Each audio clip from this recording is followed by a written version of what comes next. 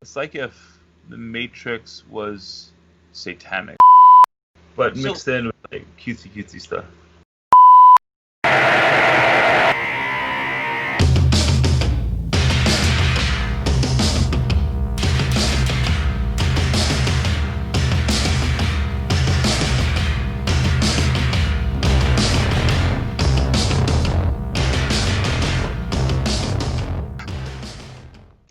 Today is Sunday, May 31st. It is 8:27 a.m. in the morning. We are 27 minutes over our begin time, which is partially my fault.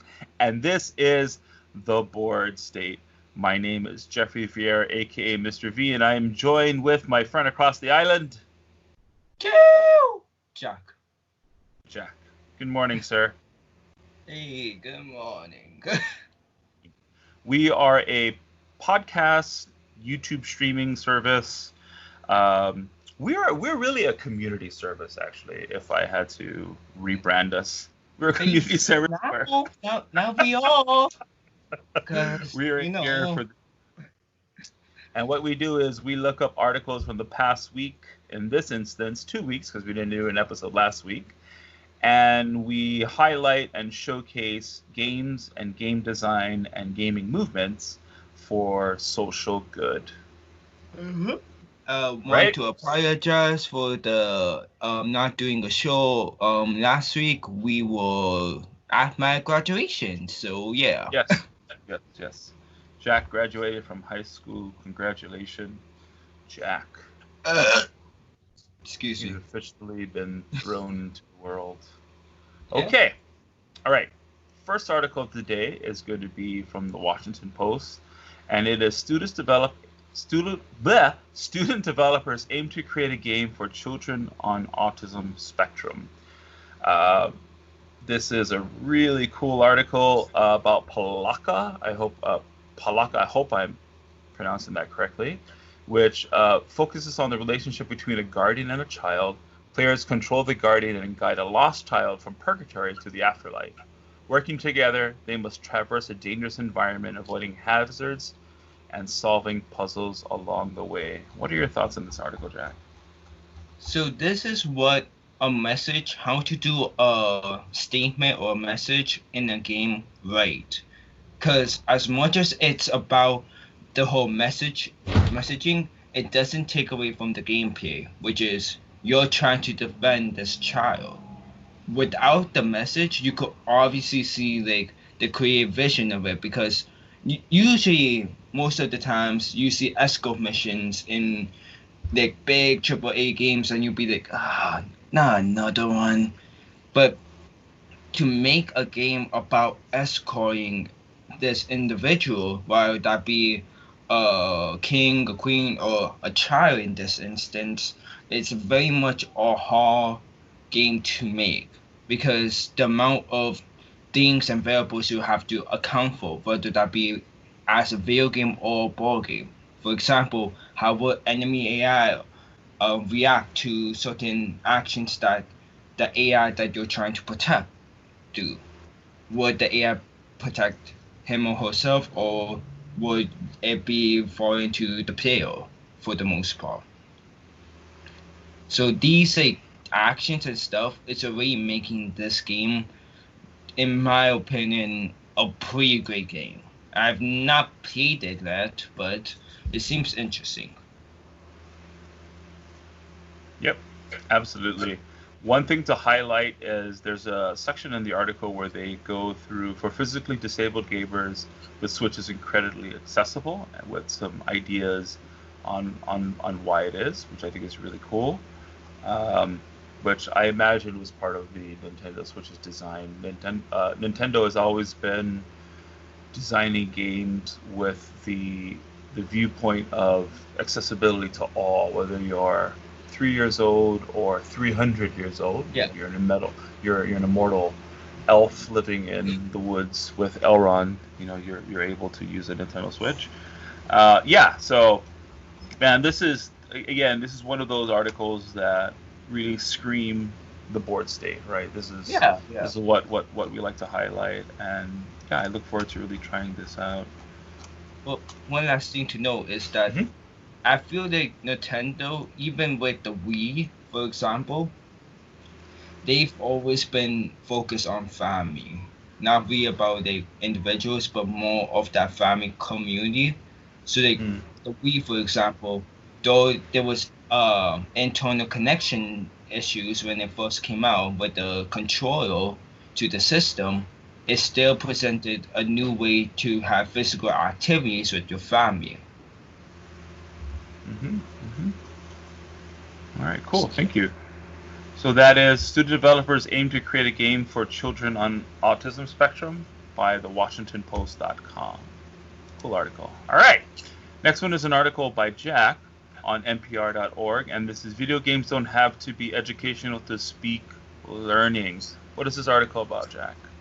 So basically, it's bringing back this whole concept that we keep on driving home, which is gamification in all sense of the matter, whether that be learning or whether that be using it to learn new skills. Gamification is a new teaching method that is now being more explored thanks to COVID-19. But basically, all these things will always come back because of thanks to this pandemic. And now with this pandemic, it's being more explored in a critical lens. So this article is basically exploring a study that they did on Assassin's Creed games. Like prior articles we have done before, but goes into more detailed length on the exact nature of each game, on when they take place and how that could be applied. For example, Assassin's Creed Black Flag, which is most notably shown on the picture of the article, the main article's picture, it has shanties that goes back to actual wailing songs that is still being used today to pass the time. And from there it just expands to what type of cannons did the Spanish use compared to the French and the British, or how did the Caribbean look 200 years ago compared to it how it looks now? How did the pirates evolve into submarine pirates, and why did they become pirates, like Blackbeard, for example?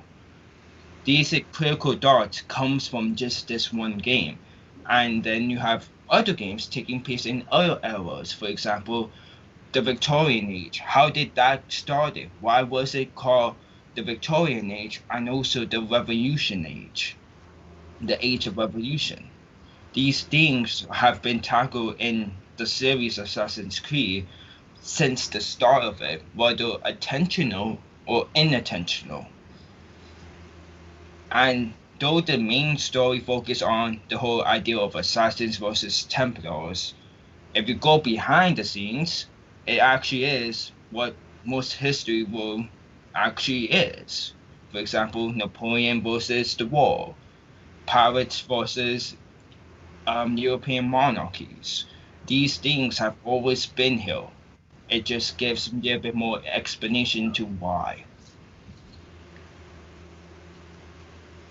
Yeah. So one thing to also note about this article is that it's written in a voice of a someone that experienced gaming and learning through high school. Right. When I was in high school, the best way I could describe myself was as a parent's worst nightmare.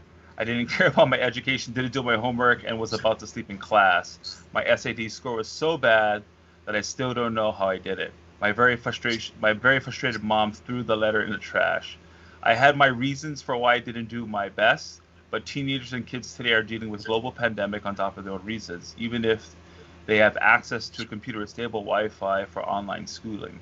And then the article goes on to say, while I never loved reading endless pages of textbook, one thing that I've always loved is video games.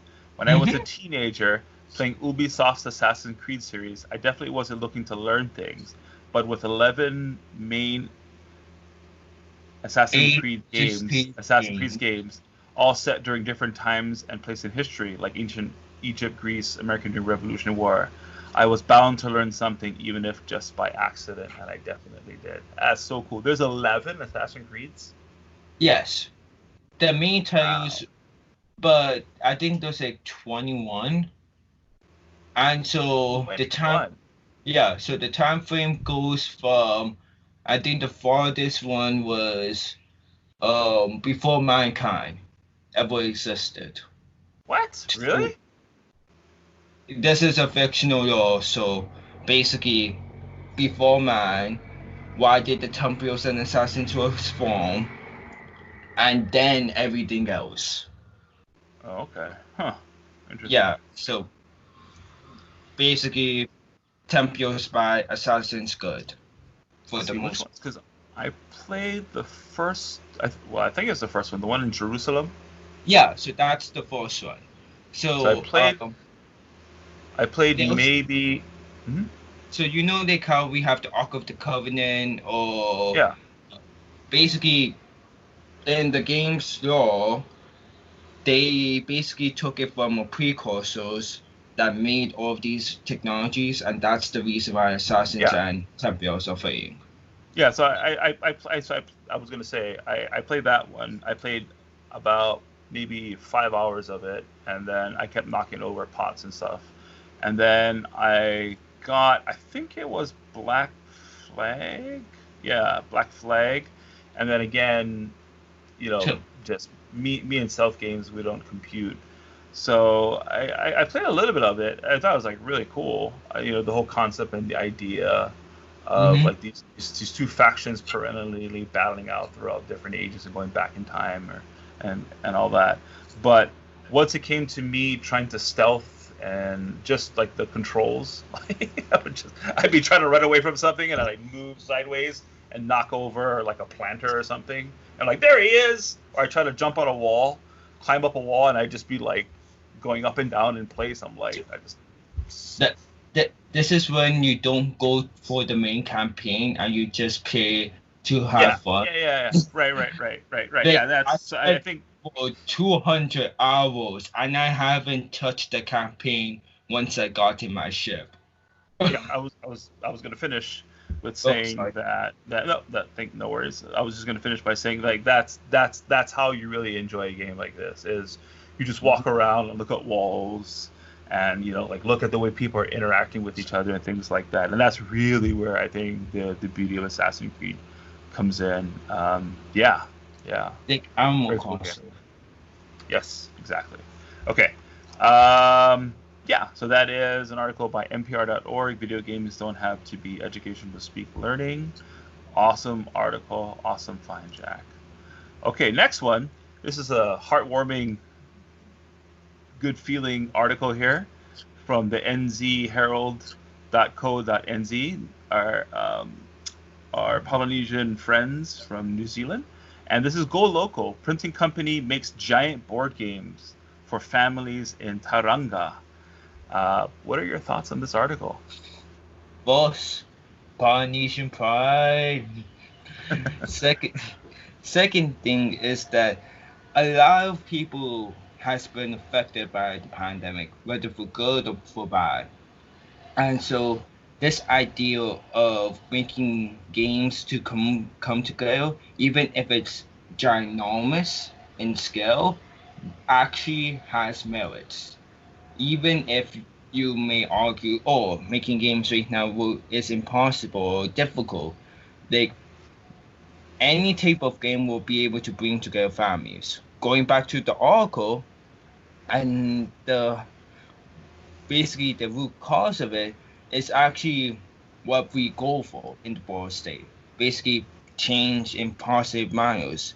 And by them focusing on like classic games and not really like mark MTG or stuff like that, reinforces this idea of bringing together old generations and new generations to have fun and play games. Because the fact is that a lot of the old generation was not able to grab games that we have today. Magic the Gathering, Star Wars IRM. These games were only built in all generations, or was more explored in all generations. So to bring classic games will allow them to play with not only with babies but also with 99-year-olds and stuff like that. Yeah. So this is a fabric company that printed out these giant board games for families that are experiencing distress during COVID-19, during this COVID-19 pandemic. And just looking at the imagery and the video, I think there is some classic games, but I think there's some modern games in there as well. I think it's a good mix of classic and contemporary game design, because there's this, and I'm not even, I can't really identify what that game is, but there's that game with that giant map. There's like these mountains and like a path running through. But I mean, more importantly, that's such a cool thing to do as a fabric company, right? To take their fabric, their inventory, and start. I think they created 500 massive board games for families. 500. That's awesome. So yeah, I wanted to highlight this again. This is a really good, heartwarming story. Good on them, man. Yeah. New Zealand. There's something in the water there. So another thing about, so if you're coming from the continental or Europe, you may not realize that a lot of Polynesian families has over 20 people and that's the average. So basically, making giant board games like this allows all of those people to actually have a game to play with. All right, so that is the New Zealand Herald.co.nz. Go Local Printing Company makes giant board games for families in Tauranga. Very cool article. All right, next one. Oh yeah, this is. Yeah. Okay, let me adjust my seat here. This is CBR.com and How Change Dev Delve interactive approach making a game about homelessness. And this is something that we have parked as well, that I wanted to design a game like this as well. Let me just do a quick introduction and then I'll pass the mic to you, Jack. So like I said, CBR is interviewing Delve Interactive, Danny Hayes, about Change, a homeless survival experience. And let me just highlight a couple of things from the article that I kind of frame this for you, Jack. And the article goes on to say the problems of homelessness and poverty are the two biggest affecting our world. In the United States, over 550,000 people were estimated to experience homelessness on a given night. Excuse me, in 2017. The experience of being homeless is difficult, challenging, and one from many which people may never escape during stigma, mental illness, or a variety of factors, right?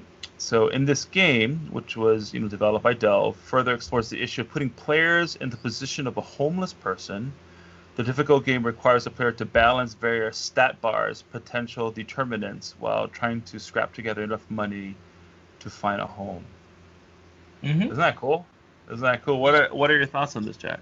Two things. First is that a lot of people will assume like, oh, big companies doesn't care or doesn't have a feeling. But the fact of the matter is that developers often have to get published and a lot of that.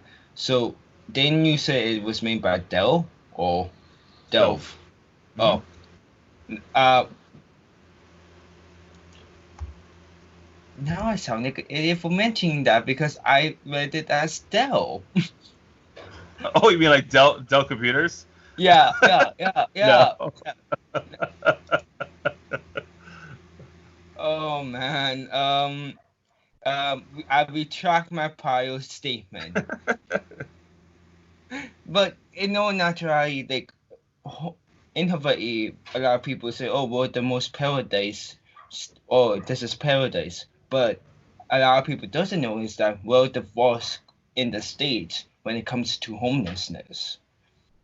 And so a lot of these things and a lot of these actions that seem mundane or like simple for many of us to do, like go to the library, read a book, eat food, or be happy, is actually a lot of family members that me and Mr. V knows for certain is have to live through or have gone through in their lifetimes, and basically have this whole constant struggle to basically be pleased for themselves.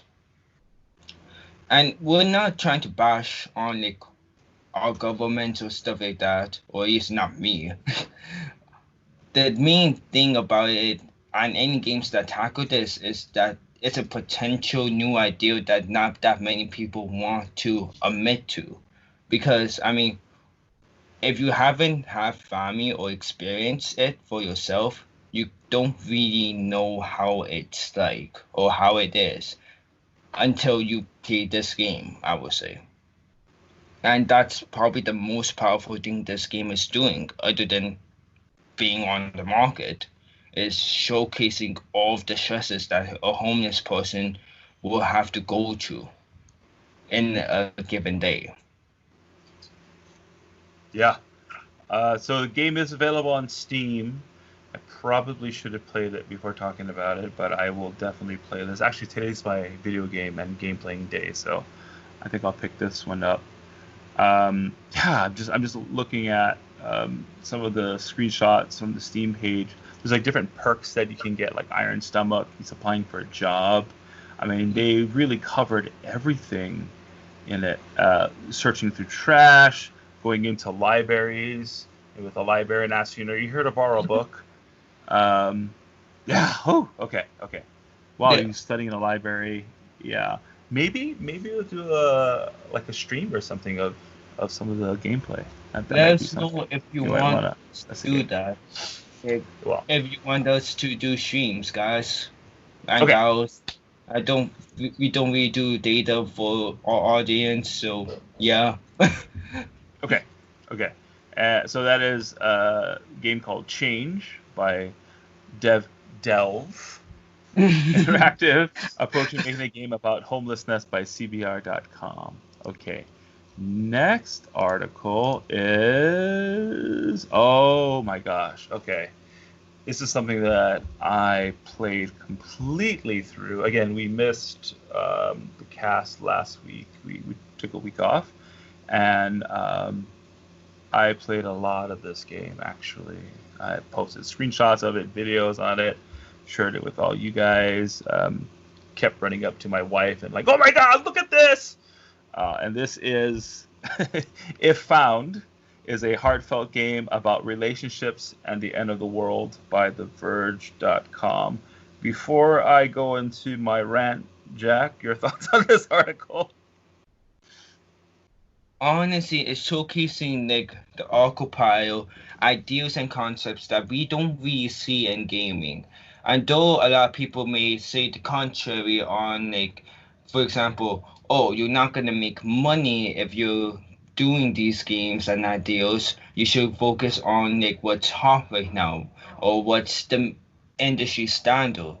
By going away from the industry standard, you get more attention. For example, that article got him from, I think it was like a state article or news article off of like a state.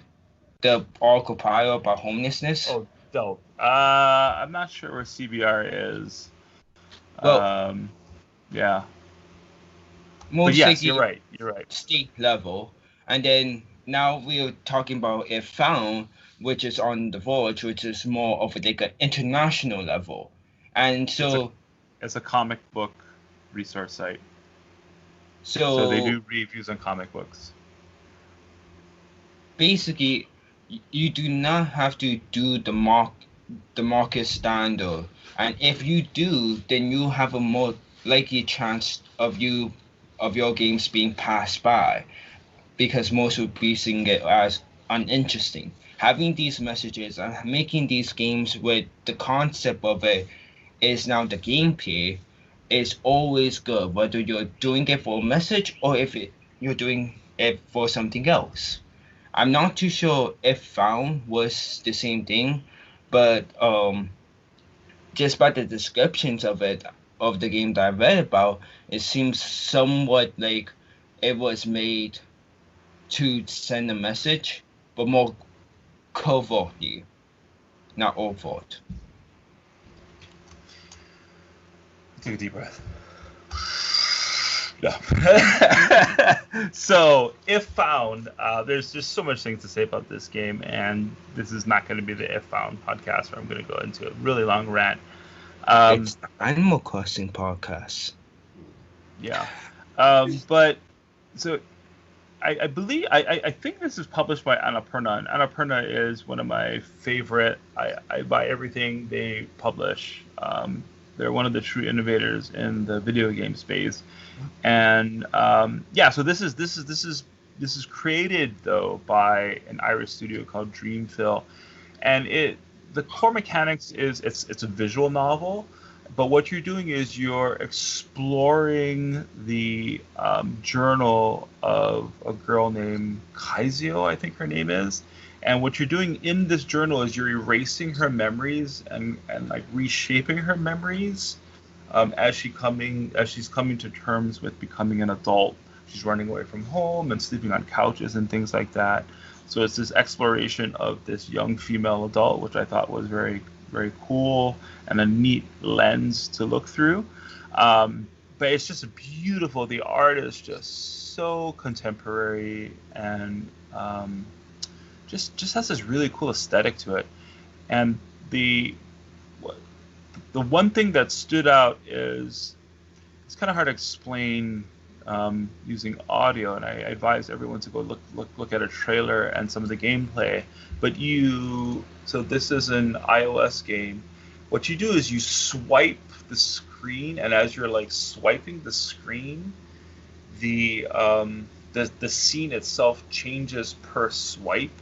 So like if you're looking at like a wall with a girl having a conversation with her boyfriend, and you swipe the screen with your palm, everywhere you swipe changes into another scene. So you continue to do the swiping motion, and rather than just like turn a page in like a journal or a book, like you're slowly making the reality of that page disintegrate into the other page. Yeah, it's amazing, like very, very, very cool, neat idea.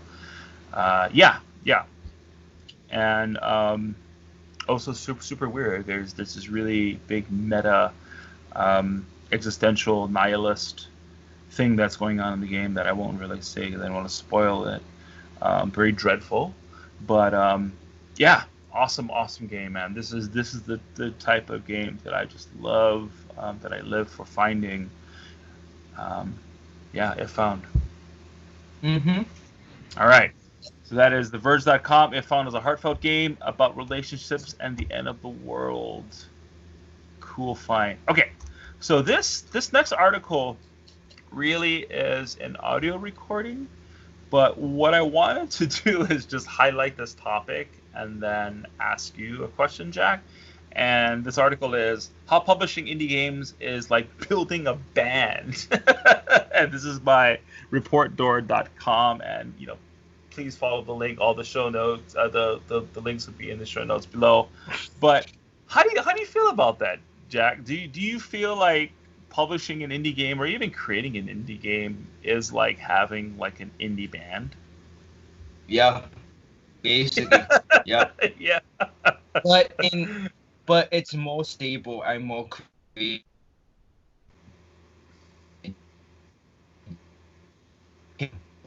in the industry than going into the music industry as an indie band. So, for example, a lot of producers like the gaming industry. However, unlike the gaming industry, producers will often be more overt on their actions and will often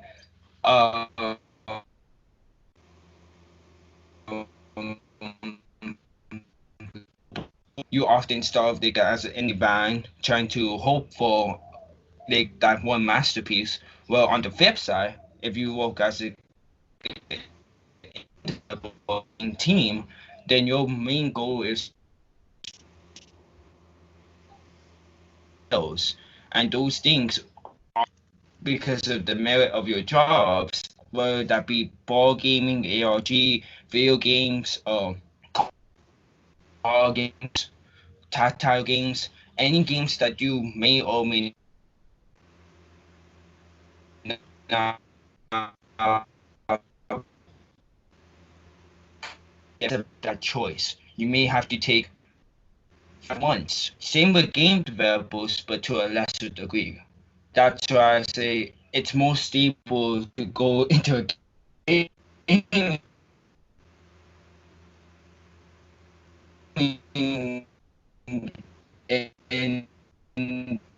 the just the industry not want to evolve. If you're not with the big producers, you're often going to be outside of the curve. Whereas in the gaming industry, like Toby Fox, for example, nobody heard of his name until Undertale. In well, oh my god, I am so bad with my memory today. The Verge, the last article we did. The last article? Yeah, The Verge. Yeah, it found. Yeah, so the games like that are already up to an international level similar to Animal Crossing. Though they may not get more attention, they're already making a big scene. Board gaming is much more close group, so you most often will have more support there. Overall, saying gaming industry supports more. Everything else is only now, thanks to the pandemic, is trying to catch up with us. Yeah. Only thing I would add is creating an indie game or creating an indie band. You're on your own, right? You have very low funds. Each band member is often wearing different hats,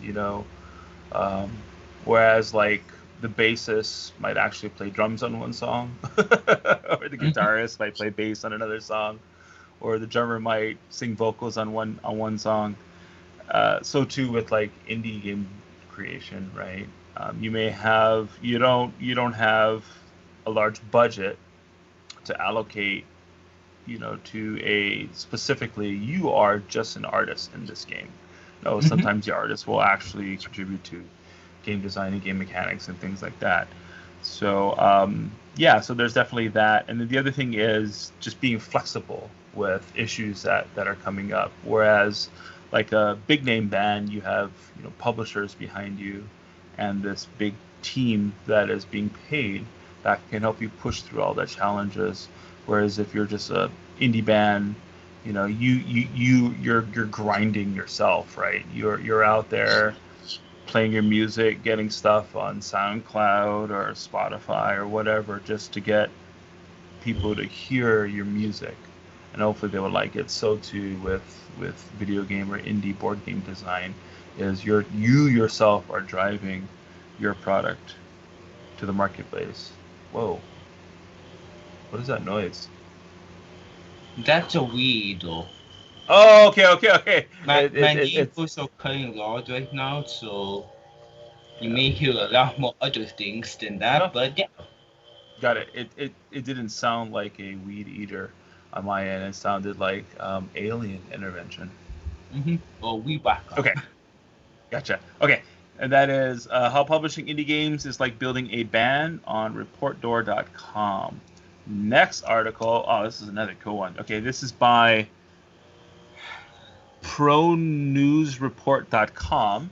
And this is a hit Filipino comic book superhero of the 90s making a comeback in video game form. What are your thoughts on this article, Jack? You see this often a lot with, big comics like Marvel, DC, but not that many people realize the potential for video game indies to make characters that they had grown up with that is not a part of these big comic books. For example, for us, that will be the Armakura comic book series that's happening locally. A lot of these comic book indies often have hard time just as much or even more, especially during the pandemic, as to get financial means, as they're not only going up against these big names, they also have to go up against the filming industry in a certain point of view, because Marvel has Disney, Warner Bros. Have DC. So they already have the deck stacked against them twofold because of that. And by making video games support these like local scenes or local comic books will allow not only for the gaming industry to improve, but the comic book industry to improve. Still a link to each other. We're both creatives in all sense of the matter, and we both have to deal with our own economic struggles. For example, when the gaming industry is not doing well, then often you see more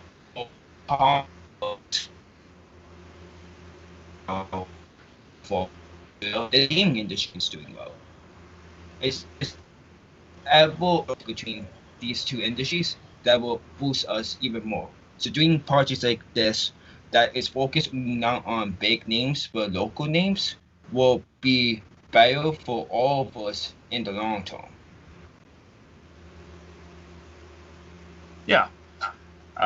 One thing that stood out to me from this article, and I really, this is a what I would call a spotlight article, is we just really want to promote what these guys are doing, right?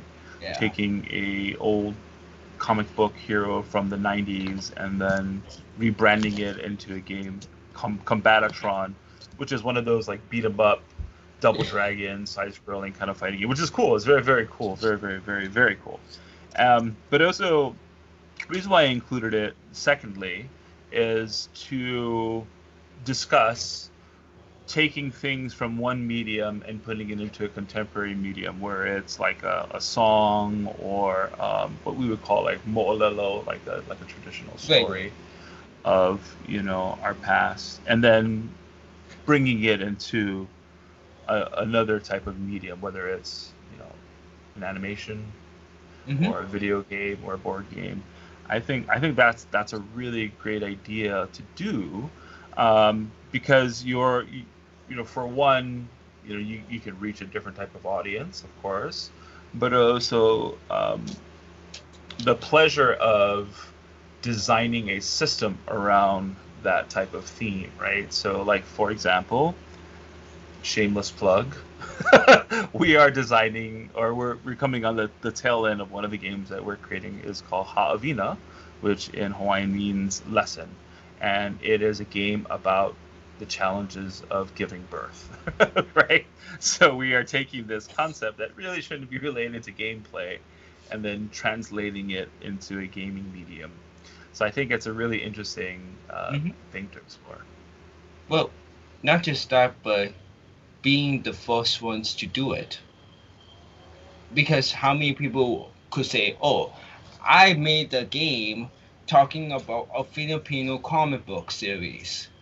Not that many people have done this. So if there's one thing that will force you, it's obviously being the force. And I think that's what game developers are lacking, is realizing potential force when there is so many. So yeah. All right. Okay, so that is by ProNewsReport.com, and that is hit Filipino comic book superhero of the 90s, making a comeback in video game form. Right on. Okay, we're going into a deeper subject here. Okay, and this is, we always got to have at least one Gamma Sutra article per cast, right? So here's our one Gamma Sutra article. It is on GammaSutra.com, and this is maybe sometimes video games teach you about life. Jack, what are your thoughts on this article? More like all the time. I mean, it depends on different game sets and different concept sets, but all video games can teach life in all sense of the word. Whether it's that from Call of Duty, Assassin's Creed, Animal Crossing, to Undertale, to If Life. Basically, all of these games will teach about life whether they want to or not. Call of Duty, about killing a person and then dying. About the whole insanity of war and people. And also how to get off of your game when you feel like you're overwhelmed. Assassin's Creed, all of these historical figures that we talked about so many times, and also the whole concept of secret societies. Animal Crossing, basically teaching you the whole life of communities and stuff like that. Undertale, basically the meanings of being a pacifist and being a role model. All of these games have their own different ways of teaching life. And I will want to refute this title so much, but if I do, we'll go into a 5-hour podcast.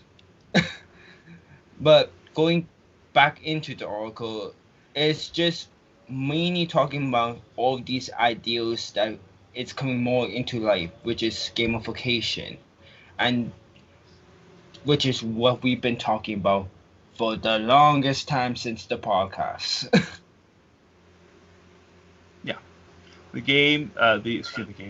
the article describes a game that was created called Covidoids, and which is a school project from the son of the writer of the article, which is Thomas Soares, and it's a remake of an asteroids in closer to home settings, dealing with the coronavirus, and a case of art imitating life, basically. Mm-hmm.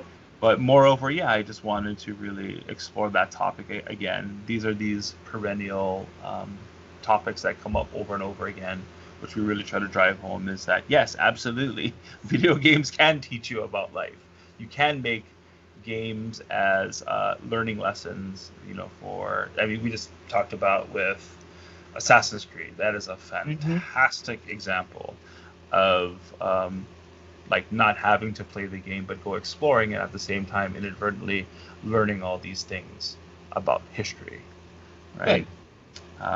So yes, very cool article. That was again by Gamma Sutra. Maybe sometimes video games teach you about life. Okay, so here's our final article. I put another article in here, which was, and I just counted the articles again. This makes 10. So we'll end on this article. I actually added one more because of we could do that one if you want. Yeah, it's fine. Let's just end on this one, and then we'll do the question of the day. Okay. Yes, positive. So this is a game called. So this is by VentureBeat.com, and this is a game that I am really, really looking forward to playing. Not just because I hate humans, and I do, but also just like the theme of this game. This is Maneater, how a shark game becomes the star of a role-playing game. Start with you, Jack. What are your thoughts on this game? Have you watched trailers or read anything about it yet? I've read a lot of things about it, and what I could say is this: I've personally played a mobile game where you play as different types of sharks, and your whole objective is to basically live out as a shark, survive in the oceans, and do your best to fight off other predators. For example, like the military or the Coast Guard if you choose to eat people, or go online, the oxygen itself, to acids or liquids from pollution, and other creatures that we've discovered below the seas. These games that takes really absurd topics, I personally enjoy more. For example, that mobile game, if it wasn't for them taking it off of the store, I would have still be paying it. Because of just the whole idea of surviving in as a thing. Well, most of the time we'll think of it as either a monster or something that is trying to survive but barely is. And I really want this game to either come out so I could buy it fast kind. And so it's out. Oh, it's out? Yeah. I just realized this, so I'm gonna go. I got 2 games to play today. I'm really 3 games including Animal Crossing, but I'm really excited to play this. So it was released on May 22nd. I didn't even know that. But just the ideal of like playing as like a tiger shark versus a hammerhead shark, and like it's like your best friend, and then you as two different players, you will have to like instincts wise. Do you go as like a native like instincts and try to eat each other or fight each other, do you or do you want to role play as like the sharks working together? Because we saw that a lot. And so this is basically teaching people who may not be aware of it or is aware of it on more of the topics of sharks. And you could see this more and more with newer games coming out. I won't be surprised if there's a role-playing RPG game where you play as just a simple people. Because a Okay. simple people has different trees that it's made from. Okay. So, take a deep breath. Okay, so Maneater, all right, so check this out. This really is a combination of Katamari Damacy. If you don't know what Katamari Damacy is, it's like this very weird, surreal Japanese game where you're like rolling up objects and you have to roll up objects in like a sequential order. So you can't just roll houses. You have to like start with like a paperclip and then couches and tables and then, cars, then vans, then houses, then mountains, then oceans. So you kind of rolling this sequential like ball around the planet of just random objects, right? In Manhunter, so it's Katamari Damacy, and at the same time it's like Tony Hawk's whatever skateboarding game, whatever that's called. Yeah, thank you, right? So it's like those two together in an RPG, because when you eat things, right, you're like you evolve. You like slowly evolve. You start creating all these like weird like mandibles and things in this game, dude. It's so awesome. And then at the same time, you're doing like all these like aerial maneuvers and stuff out of the water. And then also you're like surviving all these shark hunters in this reality game. So it's like this reality show where they like hunt down sharks. And you go from like I would imagine like a child shark to like an elder, killing, eating humans along the way. Yeah, it's so hilarious, man. And again, like I'm a theme guy, right? Like I buy games for the themes. I keep playing them because of the mechanics. That sounds just so hilariously fun to me. I'm really looking forward to playing this today. I'm glad it's out. Yeah. All right. So that is VentureBeat.com, Maneater. Woo! How a shark game becomes the star of a role-playing game. Friggin' awesome. All right. We have a question of the day today, where can they reach us, Jack? Do you remember the email that they can send us? Okay, you could reach us by www.theboardstate.com@gmail.com. Whoa, is that one long address? www.theboardstate@gmail.com? I They mean type that into a web browser. boardstate@gmail.com. Obviously, someone is facing sleep deprivation. Anyways, and we're gonna be if you're interested in interviews or any potential questions, or want us to check out games, or want to be a part of the play testing that we'll have for a project called Arena, for example, let us know at that email, and you can also support us by going on to dairycrafters.com. And basically, we only have one game in the market, but as much you can, that's only $5. That will give us a long way. All right. Question of the day is by Jesse, and it is: I would like to start my own game design club where I live. He lives in Austin, Texas. What would be a good way to start it? I'm 15 years old and don't have a lot of startup funds. Jack. So this is what actually the issue I had going into high school. Basically, I wanted to do something that was different, and that was not seen as me copying my sisters or something that my friends was doing. At the time, my friends, all of them were either going to Japanese class, going into a game, going to play Magic, going to band or going to football. And in actuality, the fifth type of friends I had was also into RTC. So I wanted to do something that really showcased myself. So the best way to start a game design club is honestly to convince those friends to join you. And usually at a school, for example, you will find and also have it backed by an organization. Since you're 15 years old, you could obviously get in contact with organizations such as PAL, PALs and PACES, basically allowing you to have that opening to work with them and get sponsors from them. Another way is by having the school that you go to and setting up something like that. As long as you have, I think the standard minimum is like 4 people. As long as you have 4 people and maybe a teacher you have in mind, then you could start a school club, usually by any school means. I'm not too sure what school you're going to, but it could be different. If you're at home, like homeschooling, for example, then I highly suggest you go on like Discord or search up on the internet for like Roll20 and play games or go into these communities where game development is already a thing that they're doing religiously. For example, the first thing I did when I got denied to make a game development club with pals was to join up with our local game development community on Facebook. You could join one on Instagram, on TikTok.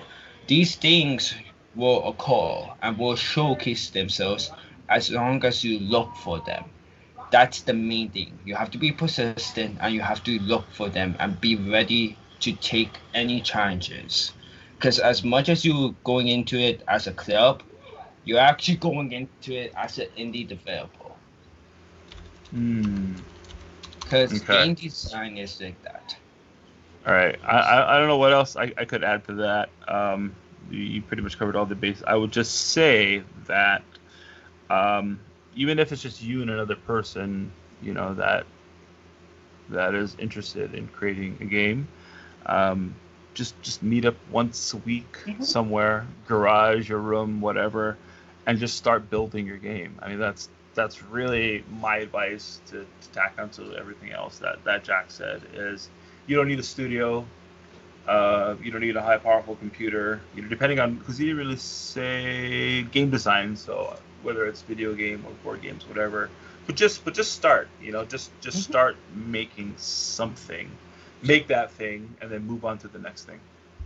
And it does not have to be a friend. If you have brothers who are interested in game development with you, sisters, or cousins.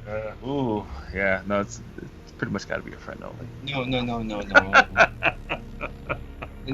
For example, a lot of the projects that I'm working on, I still have my cousins/brothers I P-test the games with. I P-test the ideas with. Even if it's just talking to them about game development, that's what game designers often do. Talk about these ideas and then implement them. Talking will allow us to see if it's a sane idea or if it's a wacky, crazy, high-octane idea. Maybe you're on drugs, maybe not. Okay. All right. So that is going to do it. That's going to wrap up our episode. Thank you again for listening.